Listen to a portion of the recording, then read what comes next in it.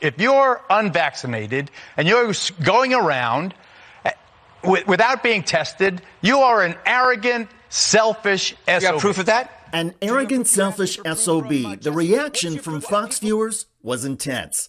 Geraldo is still an asshat. Pass it on. Puerto Rican whore. I remember when Geraldo got his nose broke by skinheads on his TV show. He should have a reunion show with them. The taunts of Geraldo, though, were nothing compared to this. Authorities arrested Thomas Connolly Jr. in West Virginia. He allegedly sent dozens of emails to Fauci, including one that said, "You and your entire family will be dragged into the street, beaten to death, and set on fire."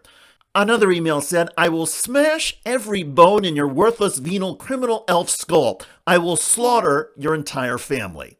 A lot of what you're seeing as attacks on me, quite frankly, are attacks on science. So if you are trying to, get at me as a public health official and a scientist, you're really attacking not only Dr. Anthony Fauci, you're attacking science. And yet, the public criticism from Trump lunatics keeps growing.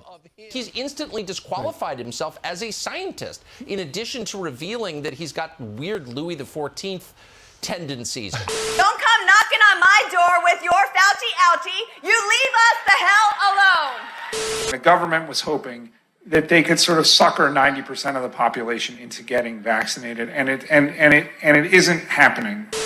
But what is definitely happening, according to law enforcement authorities, is that the threats of violence against Dr. Fauci and others keep ratcheting up.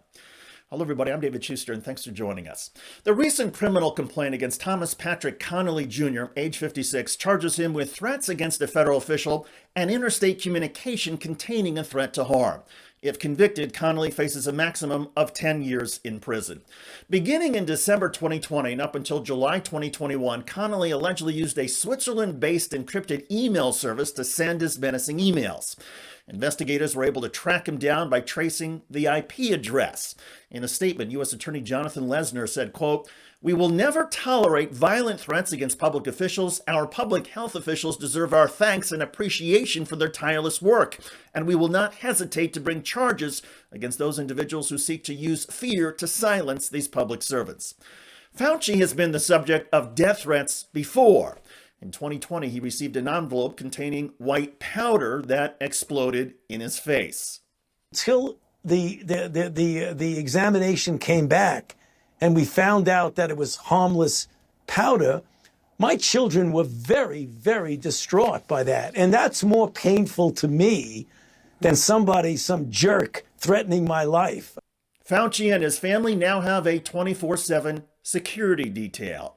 But in my view, that's not enough. I believe it is now incumbent on all public figures, including those in Congress and the media who have problems with Dr. Fauci, to forcefully condemn the threats. If you want to disagree with the nation's top infectious disease scientist, so be it.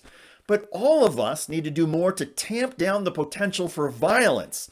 The taunts and coarsening of our dialogue is feeding people who are unhinged. Enough is enough.